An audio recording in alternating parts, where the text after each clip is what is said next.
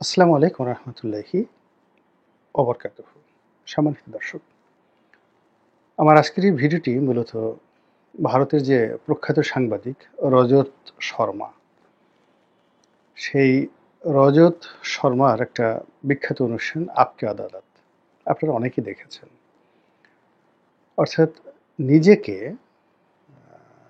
নিজের কাছে প্রশ্নবিদ্ধ করা এবং সেই প্রশ্নের আলোকে এবং জবাবের আলোকে অন্যের নিকট নিজেকে তুলে ধরার যে একটা অনবদ্য প্রয়াস, ভারতের কিংবদন্তি সাংবাদিক রজত শর্মা তার আপকে আদালতের যে অনুষ্ঠানের মাধ্যমে তিনি চেষ্টা চালিয়ে আসছেন, এটা বিশ্বের মিডিয়া জগতে একটি মাইল ফলক।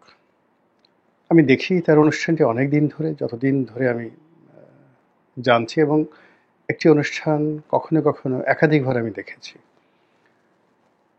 তো সেই দিক থেকে আমার আজকের যে উপস্থাপনাটি নিজেকে নিয়ে মূলত অনেকটা সেই নিজের কাছে নিজের সেই প্রশ্ন যে আমি কে, আমি কি করছি, আমার যারা দর্শক তারা আমাকে কেন পছন্দ করছেন, আমার যারা হেটার, যারা আমাকে ঘৃণা করেন, তারা কেন আমাকে ঘৃণা করছেন, অথবা আগামীতে যারা আমাকে ঘৃণা করবেন বা ভালোবাসবেন, তো সেক্ষেত্রে তারা যদি আমার সম্পর্কে কিছু তথ্যপাত্র তাদের জানা থাকে, তাহলে হয়তো তারা তাদের ঘৃণা করার ক্ষেত্রে বা ভালোবাসার ক্ষেত্রে সেটা সিদ্ধান্ত নিতে তারা ভালো করবেন, বা যাকে বলা হয় খুবই তারা সিস্টেমেটিক ওয়েতে সিদ্ধান্ত নিতে পারবেন।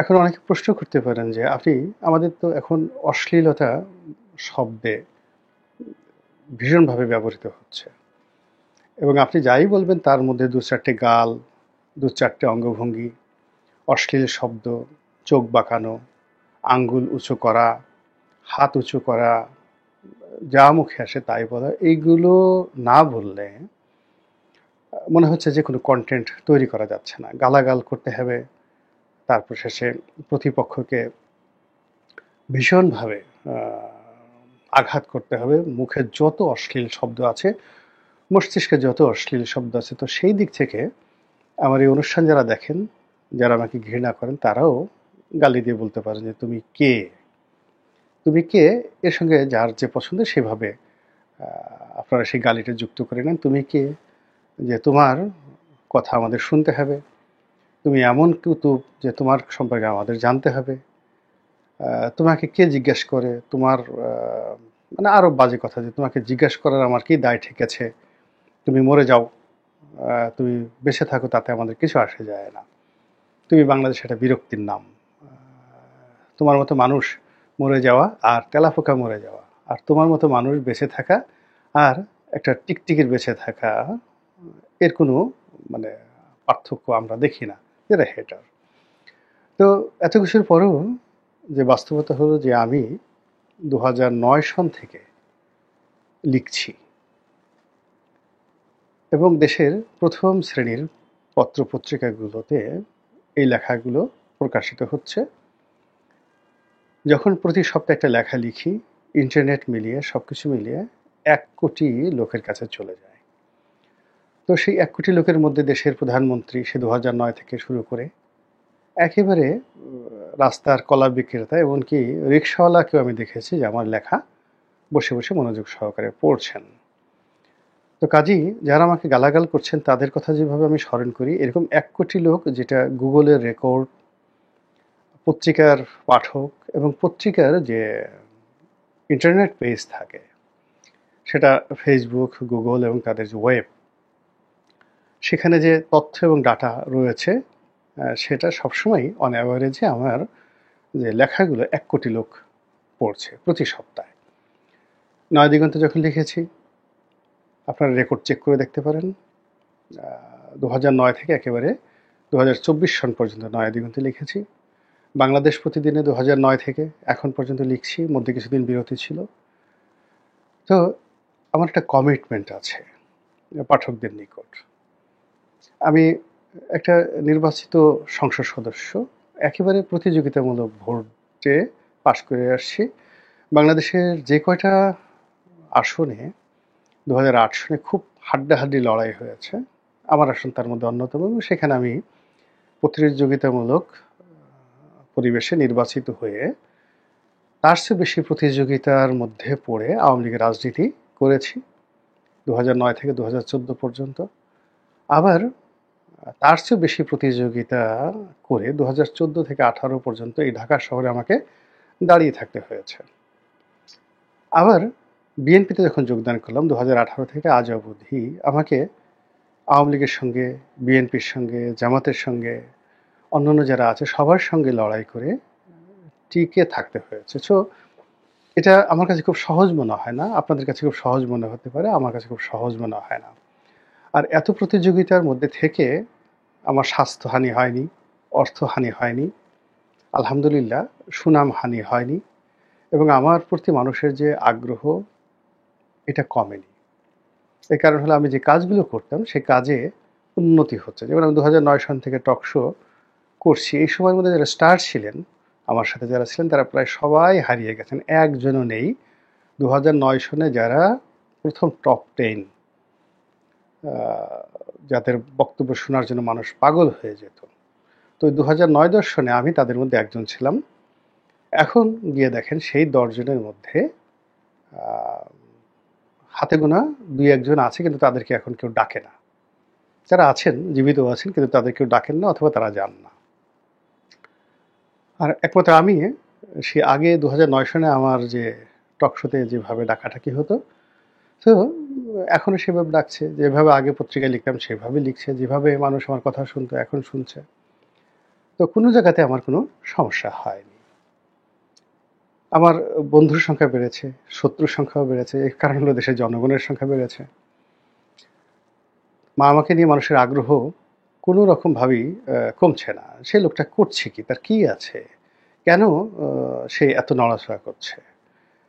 কেউ বলছে যে এই ডক্টর ইউনূসকে সে স্বস্তিতে থাকতে দিচ্ছে না, কেন তাকে গ্রেপ্তার করা হচ্ছে না, ওকে জেলে পড়া হচ্ছে না। অনেকে দেশের বাইরে থেকে বলছে ওকে ধরো, ওকে মারো, কিন্তু কেউ দেশে এসে আমাকে মারছে না।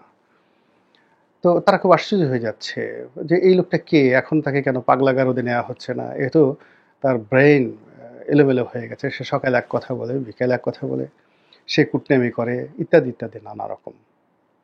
তো এই সকল বিষয় নিয়ে খুব সংক্ষেপে আলোচনা করব যেন আপনাদের ধৈর্যচ্যুতি না ঘটে। প্রথমত এখানে বাংলাদেশে একটা শব্দ খুব ব্যবহৃত হয়, সেটা হল গুজব। আসলে গুজব যে শব্দটা, এখানে দুটো ব্যাপার আছে। একটা হলো গল্প বলা। গল্প বলেন যারা, সেটা রবীন্দ্রনাথ বলেন, বঙ্কিম বলেন, মানে এটা কিন্তু একেবারে শতভাগ মিথ্যা। তাদের যে একটা কল্পনা, যেটা মানুষকে আপনাকে একটা কল্পনার জগতে নিয়ে যাচ্ছেন, এটাকেও আপনি এক ধরনের গুজব বলতে পারেন।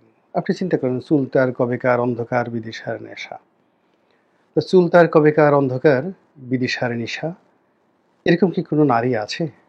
খুঁজে পাবেন? কিংবা মোনালিসা বলে যাকে বলা হয়, কোনো নারী পৃথিবীতে ছিল? লিওনার্দো দা ভিঞ্চির সেই যাকে বলা হয় বিখ্যাত চিত্রপট, এটাকে আপনি কত বড় গুজবের কথা বলবেন? কিংবা মাইকেল অ্যাঞ্জেলোর যে বিখ্যাত ভাস্কর্য রয়েছে ডেভিড, মানে হযরত দাউদ আলাইহিস সালাম ন্যাংটা হয়ে আছেন, তার লিঙ্গ থেকে শুরু করে তার পশ্চাৎদেশ, তার যাকে বলা হয় গুহ্যদ্বার, সব কিছু তিনি নিখুঁতভাবে ফুটিয়ে সেই এমন একটা ছবি এঁকেছেন, নাম দিয়েছেন ডেভিড, হযরত দাউদ আলাইহিস সালাম দিয়ে। আবার সেটা খ্রিস্টানদের যে পোপের যে বাসভবন, সবচেয়ে পবিত্র জায়গা ভ্যাটিকান সিটি, সেখানে আবার সেই ভাস্কর্যটা উলঙ্গ একজন নবীর উলঙ্গ ভাস্কর্য তৈরি করা হয়েছে। আর এটাকে আপনি কত বড় গুজব বলবেন? এটাকে কি আপনি স্ক্যাপচার বলবেন, আর্ট বলবেন, কালচার বলবেন, ইতিহাস বলবেন, নাকি গুজব বলবেন? রাজনীতিতে যে গোয়েবলসের কথা বলা হয়, রাজনীতিতে যে আবুল ফজলের কথা বলা হয়, রাজনীতিতে সেই কেন মোল্লা দো পেয়াজা এত বিখ্যাত, কেন রাজনীতিতে গোপাল ভাঁড় এত বিখ্যাত, এখন পর্যন্ত আমরা কেন গোপাল ভাঁড়কে ভুলতে পারছি না? কেন এই জিনিসগুলো? কিংবা আমাদের বাংলা সিনেমাতে কেন নায়কের একজন বন্ধু থাকতে হবে, নায়িকার একজন বান্ধবী থাকতে হবে? এবং বান্ধবীদের মধ্যে একজন দুজন থাকবেন যারা খুব রসালো কথাবার্তা বলেন, যেটাকে বলা হয় কৌতুক করেন। কেন এই জিনিসগুলো হয়? হাবা হাসপাতের সাথে নায়কের সোহেল রানার কেন এত খাতির থাকবে? সোহেল রানা তো রাফ অ্যান্ড টাফ একজন মানুষ, তার বন্ধু কেন হাবা হাসপাত হবেন? কিংবা তার বন্ধু কেন ওয়াসিম যখন নায়ক ছিলেন, রাজকুমার, তার বন্ধু কেন টেলিসামাত হবেন? এই জিনিসগুলো মূলত ব্যাপার হলো যে আমাদের এই সমাজে যেমন বলে না, পাগল ছাড়া দুনিয়া চলে না, তেমনি গুজব ছাড়া এই পৃথিবী চলে না। এখন এই পৃথিবীতে যা দেখেন আপনি, যে যুদ্ধ হচ্ছে বা মানে রাশিয়া ইউক্রেনের যুদ্ধ, ইরান এবং ইসরায়েলের যে যুদ্ধ, 99.99% হলো গুজব। এখন সেই গুজবটা কি? গুজবটা হলো মানুষ যা কল্পনা করে, যার সঙ্গে বাস্তবের হয়তো মিল নেই, সে যে স্বপ্ন দেখে অথবা তার মধ্যে যে ভয়, যে আতঙ্ক, এটাকে যে যেভাবে প্রকাশ করে, তার সেই প্রকাশ ভঙ্গিটাই কখনো কবিতা হয়ে যায়, কখনো সাহিত্য হয়ে যায়, কখনো এপিক হয়ে যায়, কখনো গুজব হয়ে যায়, কখনো হুমকি হয়ে যায়, কখনো যুদ্ধ হয়ে যায়, এবং পুরো জিনিসটিরই কিন্তু কোনো বেসিস থাকে না। তা আমরা এই সমাজে এই যে আমরা রাজনীতি করি বা যা কিছুই করি, এখানে সব কিছু নির্ভর করে আমাদের দৃষ্টিভঙ্গি, আমাদের চিন্তা, আমাদের মন মানসিকতা এবং আমাদের স্বপ্নের উপর। আমরা যারা কন্টেন্ট তৈরি করছি, রাজনীতি করছি, বক্তব্য দিচ্ছি, শুধু মানুষকে স্বপ্ন দেখাচ্ছি, অথবা মানুষ যে স্বপ্নগুলো দেখে সেই স্বপ্নকে আমরা কি করছি, আরও শক্তিশালী করে দিচ্ছি। কিংবা একটা মানুষ যে ভয় পাচ্ছে, আতঙ্ক পাচ্ছে, দ্বিধাগ্রস্ত, সন্দেহ করছে, কখনো কখনো তার সেই স্বপ্নের বা সন্দেহের যে জায়গা, এমনভাবে কথা বলছি সন্দেহটা দূর হচ্ছে, স্বপ্নটা শক্তিশালী হয়ে যাচ্ছে। অথবা কখনো কখনো যেমনভাবে কথা বলছি, আপনি যে ভয়টা পাচ্ছেন, সেই ভয়টা আমার কথা শোনার পর আপনার আরও বেড়ে গেল। এখন ভয় পেলেন আপনি, কথা বললাম আমি, আর আমার কথা শুনে আপনি নিচে নিচে আমাকে গালি দিলেন যে আমাকে ভয় দেখালো কেন, ও একটা গুজববাজ, আমি এমনি ভয়ে মরতেছি, কখন শেখ হাসিনা ঢুকে যাবে, সেই ভয়ে আমার জান বের হয়ে যাচ্ছে, কখন সে টুস করে ঢুকে পড়ে, কখন আমার ক্ষমতা চলে যায়। তো এই ভয়ে আমি অস্থির হয়ে যাচ্ছি, আর এই বদমাইশ লোকটা আমার সেই ভয়ের মধ্যে আবার আর একটা ইঞ্জেকশন ঢুকিয়ে দিচ্ছে। বোঝার চেষ্টা করুন, আই ডিড নাথিং। আমি আপনার কথাগুলোই আপনার সামনে উচ্চারণ করছি, আপনার ভয়গুলো।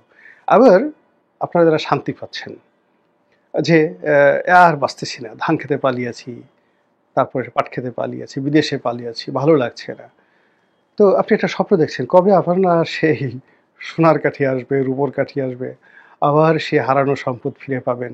তো সেক্ষেত্রে আমি আপনাকে স্বপ্ন দেখাচ্ছি, আর স্বপ্ন দেখার কারণে আপনি আমাকে ভালোবাসছেন যে হা, রনি সাহেবের মতো ভালো মানুষ হয় না এই বিপদের দিনে। হ্যাঁ, কেউ যখন ভালো কথা বলছে না, সবাই যখন ভয় দেখাচ্ছে, তখন সে আমাকে আশা বাণী শোনাচ্ছে। এবং এই যে আপনার কল্পনার জগৎকে আমরা নাড়া দিচ্ছি, সেই নাড়া দেওয়াটাই হলো মূলত আমাদের সফলতা। আমি গালি খাচ্ছি, এটাও আমার সফলতা, আমি প্রশংসা পাচ্ছি, এটাও আমার সফলতা। এবং আমার মতো এই যে অন্যান্য যারা যে সকল লোক আছে, আপনি ধরেন ধ্রুব রাঠি, তো ধ্রুব রাঠি বিখ্যাত ইউটিউবার, সে কী করছে, এই আমি যে কাজ করছি ও আরও বেশি করছে, ওর মতো করে করছে।